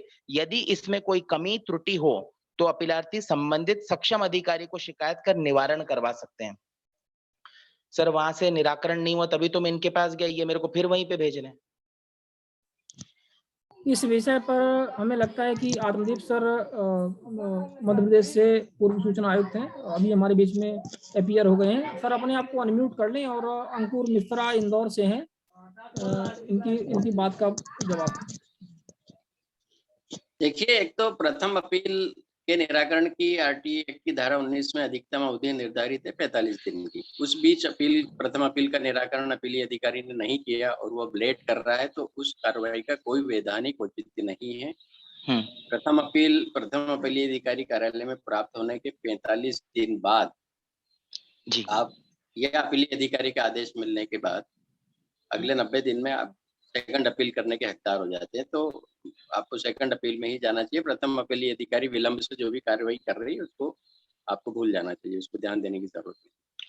ठीक है। दूसरा, जो कृष्णमूर्ति जी से जुड़ा सवाल है, ये आपका नहीं, ऐसे 50 उदाहरण इस वेबिनार में भी सामने आए। इसके अलावा भी लोग पर्सनली हमें बताते हैं इसी तरह के आदेश हो रहे हैं जो स्पीकिंग ऑर्डर भी नहीं होते हैं, तथ्य भी नहीं देखे जाते हैं। केवल लोक सूचना अधिकारी ने कह दिया कि जानकारी दे दी है, तो आदेश में लिख देते हैं कि जानकारी दे दी गई। कोई प्रमाण लोक सूचना अधिकारी से नहीं मांगते कि क्या कब दी है, कोई प्रमाण सबूत बताइए, क्या दिए, वो प्रति बताइए। और अपीलार्थी जब लिख रहा है अपील में कि मुझे नहीं प्राप्त हुई है, उस अपीलार्थी की इस बात को पूरी तरह अनदेखा करके आदेश पारित किए जा रहे हैं जो विधि सम्मत नहीं है। तो इस मामले में तो हाई कोर्ट जाने के अलावा कोई विकल्प हमें नजर नहीं आता। जी, और हाई कोर्ट जाना चाहिए, क्योंकि इस तरह के आदेश लगातार हो रहे हैं। आप कुछ आदेशों को इकट्ठा लेके भी जा सकते हैं। हमने तो हाई कोर्ट में देखा कि 17 अपीलों को लेके एक साथ रिट की, उसमें भी हाई कोर्ट ने एक ही आदेश पारित किया सारी अपीलों को। जी सर, तो और इस विषय पे मुझे लगता है कि तारा चंद जी भी हैं और ये कुछ वायलेशन का भी इशू है और प्रथम अपील वगैरह भी फाइल हो गई है। तो इसमें आईपीसी और सीआरपीसी के क्या इसमें कुछ किया जा सकता है, उसके बारे में थोड़ा सा तारा सिंह जी बताएं। और अंकुर मिश्रा जी आप कोऑर्डिनेट कर लेंगे, तारा सिंह जी से संपर्क कर लेंगे, वो आपको और बेहतर ढंग से बताएंगे। फिलहाल यहाँ पर वो कुछ मार्गदर्शन दे दें। तारा सिंह जी। सर आत्मदीप सर का जो इस मामले में जो व्यू है वो मुझे नहीं लगता कि उसके इतर किसी व्यू को आपको ऑप्ट करना चाहिए। हाई कोर्ट में आप इसको पुट अप कर लें कि बिना किसी के इन्होंने ये जजमेंट पास किया है और इसको असाइड किया जाए। जब ये जजमेंट सेट असाइड हो जाए और ये हाई कोर्ट में इस चीज को स्टैब्लिश हो जाए कि साहब बिना किसी एविडेंटरी वैल्यू के उन्होंने ऐसा अनलॉफुल जजमेंट पास किया है, उसके बाद जो आगे है वो आप ऑप्ट कर सकते हैं। यानी अन्य आपको बहुत लंबी मेहनत ना करनी पड़े उस चीज के लिए, तो हाई कोर्ट का एक ऑर्डर पक्ष में हो जाएगा तो वो सब चीजें बहुत आसान हो जाएगी। तो आप आगे सोच कर सकते हैं। ताराचंद जी, मैं ये बोल रहा था कि जैसे मैंने इनसे जिला शिक्षा अधिकारी और उसके कार्यालय में जितने लोग हैं उन सबके अटेंडेंस मांगी थी, तो ये क्या है लंबा अरसा निकल गया और उसके अंदर उन्होंने एक ऐसा स्टेटमेंट भी दिख रहा है जो उत्तरवादी लोक सूचना अधिकारी द्वारा पत्र का लिखित हमको अवगत कराया गया कि वांछित जानकारी तृतीय पक्ष से संबंधित होने के कारण जानकारी अपीलार्थी को नहीं दी गई, उनसे लोकहित पूछा गया। जबकि तकरीबन 6-7 महीने बाद इस मैटर पे प्रथम अपील जो लगी थी उसकी सुनवाई चली और उस पे मेरे द्वारा बताया गया कि सर ये लोकहित का ही मुद्दा है। और उन्होंने जब आदेश किया कि बोले जानकारी दी जानी चाहिए, उनके आदेश में भी लिखा है कि जानकारी दी जानी चाहिए, उसके बाद भी नहीं दी गई और क्योंकि लंबा अरसा हो चुका था। स्टाफ अटेंडेंस रजिस्टर ऐसी चीज है जो तो कोई तृतीय पक्षकार का उसे लेना देना ही नहीं। कर्मचारी कितने बजे आता है, कितने बजे जाता है, उसके सिग्नेचर होते हैं। उसके अलावा स्टाफ अटेंडेंस रजिस्टर में ऐसा होता क्या कि उससे इन्वेजन ऑफ प्राइवेसी हो जाए? कुछ नहीं होता उसमें। सर ये दुनिया पड़े हैं दुनिया भर के, तो उसके अलावा ऐसी कोई भी क्रियाकलाप जिस पर पब्लिक मनी खर्च होती हो। एमडीएन पनिकर वर्सेस चेतन कोठारी केस रहा, दुनिया पड़े हैं जिनमें स्टाफ अटेंडेंस रजिस्टर या कंपनी को खर्च होने वाले डॉक्यूमेंट को देना न्याय संगत माना गया। और सर ये आप बोल रहे हैं, बिल्कुल ठीक बोल रहे हैं। मतलब यहाँ तक कि तुमने कृष्णमूर्ति सर ने ऐसा आदेश पारित किया है कि उसमें राम को रावण और रावण को राम बता दिया। मैंने बोला था कि सर इनका कोई, ये संस्था का कोई लेना देना नहीं है, इससे संबंधित एक भी डॉक्यूमेंट नहीं है। और मैंने उनको जो दस्तावेज बताया कि सब ये है ओरिजिनल, और ये भारत सरकार के द्वारा दी गई है जमीन। तो शॉर्टेज तरीके कहूं, पूरी पत्रावली की आरटीआई में सर्टिफाइड कॉपी ले लीजिए। हाँ, ये सब आ जाएगा कि उन्होंने जवाब दिया, उसका कोई एविडेंस कोर्ट में पेश किया है या नहीं किया है। और जो कंसर्न आदमी है ना जी, जवाब ये लिखा है अपने जवाब में कि साहब मैंने इसको जवाब पेश कर दिया, वो उस पत्रावली पे मौजूद होगा। उसके बाद आपके से 340 से 95 का उस कोर्ट में आवेदन लगाने का, यानी कमीशन के सामने कृष्णमूर्ति साहब जो हैं उनके सामने आप आवेदन देने का आपको हक हो जाएगा। बिल्कुल एक अलग तरह से अगर प्रोसेस कंप्लीट हो गई है ना, तो आप तो अगर अपील का डिसीजन हो चुका है जी, तो आपको हाई कोर्ट चले जाना चाहिए। और हाई कोर्ट में और इस तरह से हुआ हाई कोर्ट में, उसकी रेमेडी वहां बहुत आसानी से अवेलेबल हो जाएगी। नीचे जूझिए मत। चलिए कार्यक्रम में अब आगे बढ़ते हैं। लास्ट प्रश्न हम लेते हैं ओप्पो F17। राकेश जी हैं, अपने आप को अनम्यूट कर लीजिए। पिछली बार आपका कुछ टेक्निकल प्रॉब्लम आ रहा था, अपने आप को अनम्यूट कर लें पहले तो। हाँ जी, अब आप अनम्यूट हो गए, अब आप अपनी बात बोलिए। राकेश सोगानी राजस्थान जयपुर से बोल रहा हूँ। सबसे पहले तो मैं उन सभी भ्रष्ट अधिकारियों को नमन करता हूं जिन्होंने आप लोगों को प्रताड़ित किया और आज आप इस मंच पे आए और आप सोचने को मजबूर हुए कि आईपीसी और सीआरपीसी को कैसे सूचना के अधिकार कानून में लाभ लिया जा सकता है। सबसे बड़ी प्रॉब्लम है कि जो सूचना आयुक्तों की जो नियुक्ति हो रही है वही गलत तरीके से, और गलत होने की वजह से इस एक्ट का पूरी की पूरी हत्या हो रही है। सूचना आयुक्तों की नियुक्ति उन लोगों की होनी चाहिए जो वास्तव में आध्यात्मिक संसाधनों में विश्वास करते हो, जीवन में सेवा करना चाहते हो। एक रिटायर्ड आदमी जिसको घर से लात मारी जाती है कि तुमने पूरे जीवन कमा के दिया है, अब कमा के और लाओ तब तुमको खाना मिलेगा, और सरकार उस ऐसे आदमी को नियुक्त करती है कि तुमको मेरा बीजेपी और कांग्रेस दोनों का बचाव करना है, इसी बात पे हम तुमको वहां पे नियुक्त करते हैं। तो सबसे बड़ा जो प्रॉब्लम है, हमारी जो आवाज है वो जानी चाहिए कि सूचना आयुक्तों की नियुक्ति अगर सही होती है जिनमें सेवा भाव हो। इस मंच में आज मैंने देखा कि बहुत सारे लोग ऐसे हैं जो वास्तव में समर्पित भावना से अभी 2 घंटे से यहाँ बैठे हुए हैं कि मैं इसको अटेंड करूं। ऐसे लोगों को सूचना आयुक्तों के लिए या सूचना आयोग में कहीं कोई स्थान नहीं मिल रहा। मैंने अभी इसमें बहुत सारे काम किए हुए हैं, और अभी मैं संक्षिप्त में ये बताना चाहूंगा कि मेरे मोबाइल नंबर नोट कर ले। किसी की एफआईआर लॉन्च नहीं हो रही हो, या किसी को सूचनाएं नहीं मिल रही हो, मिथ्या मिल रही हो, अपूर्ण मिल रही हो, पैसे जमा कराने के बाद भी नहीं मिल रहे हो, तो क्या करना चाहिए इसमें मैं उनको व्यक्तिगत, क्योंकि इसमें बड़ा लंबा समय लगेगा, बता नहीं पाऊंगा। मगर जो लोग पीड़ित हो, इस आरटीआई एक्ट को कैसे कमजोर करके उनको दबाया जा रहा है, कैसे प्रकटन होने से रोका जा रहा है, तो वो मेरे से एक बार व्यक्तिगत बात कर ले। अगले वेबिनार में मैं इसको आपको विस्तार से बताने के लिए मैं आपसे समय चाहूंगा और अनुमति चाहूंगा कि आप मेरे लिए।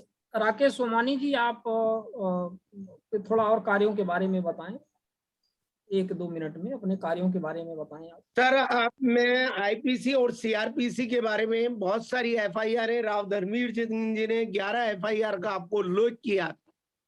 ऐसे ही मैं आपको 20 से अधिक एफआईआर बता सकता हूं जो कि आरटीआई एक्ट में सूचनाएं सही नहीं देने के कारण उन पे दर्ज हुई है। मगर आज समय का अभाव है और मैं एक सक्रिय कार्यकर्ता हूं। पुलिस डिपार्टमेंट में मैंने 2000 से ज्यादा आवेदन लगाए हुए हैं, और मैंने एक नई चीज सीखी है कि पुलिस विभाग वाले कैसे झूठे मुकदमे बनाते हैं, आम जन पे किस तरीके से राजकार बाधा का, किस तरीके से एसटी एससी का।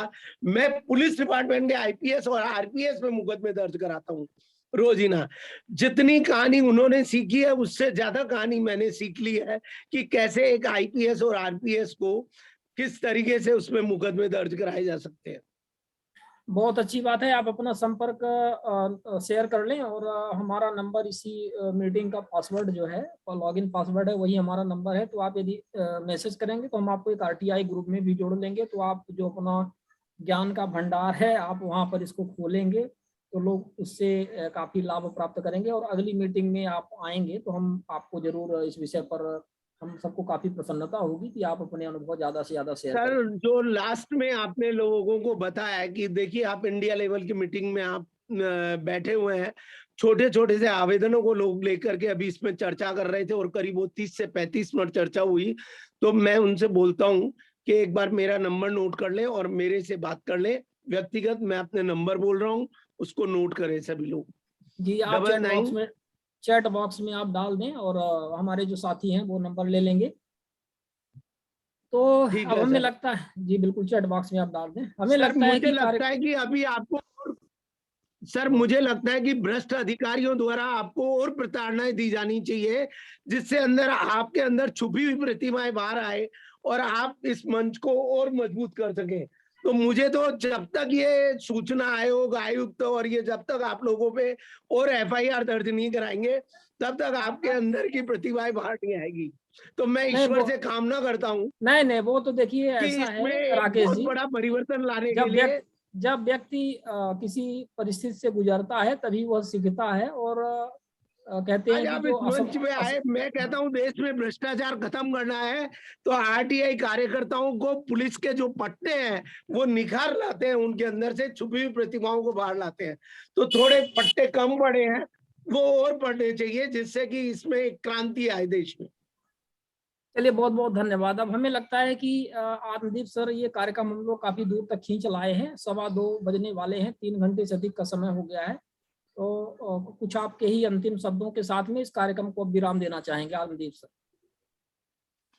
जी इस वेबिनार में जो भी कानून के जानकार हमारे साथी पधारे हैं, धनबीर सिंह जी, एडवोकेट तारा सिंह जी, संजय जहांगीर और राकेश सोगानी जी और ऐसे और भी साथी, सभी पार्टिसिपेंट्स की ओर से बहुत बहुत धन्यवाद। एक बात जरूर आप सब कानून के जानकारों का ध्यान आकर्षण करते हुए जोड़ना चाहेंगे कि क्या ऐसी जनहित याचिका दायर हो सकती है जिसमें सूचना आयुक्तों के लिए कानूनी प्रशिक्षण पद पर बैठने से पहले ये अनिवार्य किया जाए, क्योंकि ये कृष्णमूर्ति जी, पोरवाल जी, बम्बई के ऐसे कई सूचना आयुक्त हैं जो कानून को पूरी तरह अनदेखा करके अंधेरगर्दी कर रहे हैं एक तरह से और आदेश पारित कर रहे हैं, जिसके कारण बहुत लोग परेशान हो रहे हैं। तो इनके कानूनी प्रशिक्षण की कोई न कोई व्यवस्था होनी चाहिए। एक क्लर्क की भी नियुक्ति होती है सरकार में तो उसको कामकाज का प्रशिक्षण दिया जाता है, आईएएस आईपीएस को दिया जाता है और ये प्रथम श्रेणी के अधिकारी होते हैं सूचना आयुक्त, लेकिन कोई इनके प्रशिक्षण की व्यवस्था। दूसरा जो माननीय सोगानी जी ने मुद्दा उठाया सूचना आयुक्तों की पात्रता का, राजस्थान सूचना आयोग में पिछले दिनों जो नियुक्तियां हुई नाते रिश्तेदारों की और बिना किसी सार्वजनिक जीवन में आरटीआई एक्ट में योग्यता निर्धारित है कि वो फला क्षेत्र का विषय विशेषज्ञ हो और साथ ही समाज का ख्याति प्राप्त व्यक्ति। उनकी ना कोई ख्याति है ना किसी क्षेत्र में कोई काम है, फिर भी पद पर बैठा दिया गया केवल राजनीतिक आधार। तो जनहित याचिका में क्या ऐसा मुद्दा भी उठाया जा सकता है कि इनकी मेरिट सुनिश्चित की जाए, स्पष्ट रूप से उल्लेखित की जाए और चयन समिति की बैठक में चयनित व्यक्ति को क्यों चयन किया गया उसमें भी उसकी मेरिट का उल्लेख किया जाए। अभी केवल आरटीआई में लोग जानकारी मांगते हैं कि सूचना आयुक्त की नियुक्ति किस आधार पे हुई, तो केवल दे देते हैं कि ये फला इन्होंने शिक्षा में डिग्रियां प्राप्त की हुई है और फला पद पे रहे, सिर्फ ये मेरिट लिखी जाती है। ये कोई मेरिट नहीं होती कि आपने क्या एजुकेशनल डिग्री ली और कहाँ काम किया। मेरिट एक अलग चीज होती है, कोई उल्लेखनीय काम किया और गणमान्य व्यक्ति आप कैसे हुए। तो इन मुद्दों को अगर जनहित याचिका के जरिए हमारे कानून के जानकार साथी कहीं उठा सके तो सबका बड़ा भला होगा। धन्यवाद जी। इस विषय पर अवश्य हम चर्चा करेंगे। हमारे जो और भी साथी हैं एमपी में भी हमारे नित्यानंद मिश्रा जी हैं जो इस कार्यक्रम के कोऑर्डिनेटर भी हैं, तो हमारे साथियों को भी हम ये बात रखेंगे। और ताराचंद जी भी हैं यहाँ पर सुन रहे हैं और हमारे राजस्थान के जो साथी हैं राव धनबीर सिंह जी हैं, महावीर पारिक जी भी जुड़े हैं तो आप लोग भी इस पर विचार करिए और ये बहुत महत्वपूर्ण मुद्दा है। यदि कोई भी इस तरह से याचिका किसी भी हाई कोर्ट के द्वारा यदि इंटरटेन की जाती है या सुप्रीम कोर्ट में और उसका कोई डिसीजन आता है, सुप्रीम कोर्ट का आएगा तो सबके लिए होगा, यदि हाई कोर्ट का भी आता है किसी को भी वो बाध्यकारी होता है अन्य के लिए भी, क्योंकि उसको डिनाई नहीं कर सकते। तो ये अच्छा रहेगा, बहुत अच्छा सजेशन है हमारे आत्मदीप सर जी का। और कार्यक्रम में हमें लगता है कि अब समाप्ति की तरफ हम लोगों को चलना चाहिए। और जी अगले किसी वेबिनार में आदरणीय राकेश सोगानी जी को भी पर्याप्त समय देना चाहिए उनसे जुड़े, उनका बहुत व्यवहारिक अनुभव है। व्यवहारिक अनुभव है, बिल्कुल ऐसे ही लोगों की तो हम तलाश में रहते हैं और वो इस कार्यक्रम में स्वयं ही आज अपीयर हो गए हैं, तो हम लोगों के लिए काफी खुशी की बात है। ताराचंद जी और राव धनवीर जी बोनस के तौर पर सोगानी साहब को लेकर के आए हैं यहाँ पर। चलिए बहुत बहुत धन्यवाद आप सभी का। और निश्चित तौर पे ये कार्यक्रम बहुत इंटरेस्टिंग रहा और हम एक बार पुनः सबकी तरफ से आप सबका, हमारे जो ये बहादुर साथी हैं जिन्होंने इतनी मेहनत की है और जो अभी तक हम लोग जिस प्रकार से कहा कि आरटीआई कानून के आगे हम लोग नहीं निकल पा रहे थे और आप लोगों ने आरटीआई कानून के आगे निकलने का एक रास्ता दिया है। और निश्चित तौर पर राजस्थान वो धरती है जहाँ पर हमेशा ही बदलाव की जो लहर है वहीं से प्रारंभ हुई है। तो चाहे आरटीआई कानून की अपन बात करें आने के लिए, चाहे अरुणा राय जी की बात करें, निखिल डे साहब की बात करें और गांधी सर, आत्मदीप सर, सब लोगों ने मिलकर वहां पर इतना मूवमेंट चलाया और जिसको लेकर के मजदूर किसान शक्ति संगठन एनसीपीआरआई के माध्यम से आज ये कानून हमारे पास आया है। तो उस कानून पर कई नई दिशा देना, नया आयाम देने का कार्य राजस्थान से किया जा रहा है, तो हम सबके लिए बेहद गर्व की बात है। और हम बहुत तहे दिल से आभार व्यक्त करते हैं तारा सिंह जी का, राव धनवीर सिंह जी का, महावीर पारिक जी का, सुरेंद्र भनौर जी का और जो भी उनके अन्य साथी यहाँ पर जुड़े, राकेश जी और सब साथी। और अब इन्हीं शब्दों के साथ में हम फिर अगले संडे को किसी एक नए टॉपिक के साथ मिलेंगे और इस अभियान को हम लोग निरंतर जारी रखेंगे और हमारा कम्युनिकेशन चलता रहेगा। और जो हमारे तारा सिंह जी की पीपीटी है उसको अपन ग्रुप में शेयर करेंगे। हमारे पास जो है कुछ नया एक्सटेंडेड वर्जन है, तो तारा सिंह जी से हम अनुरोध करेंगे कि वो हमें ग्रुप में ही भेज सकते हैं, वो ग्रुप में भी जुड़े हुए हैं और हमें व्यक्तिगत भी भेज दें तो हम अन्य ग्रुप में भी शेयर कर लेंगे। जी धन्यवाद, धन्यवाद सभी का, सादर नमस्कार। और आज टीचर्स डे की सभी को हार्दिक शुभकामनाएं। आपको भी धन्यवाद। धन्यवाद, बेहतरीन आयोजन। Thank you very much.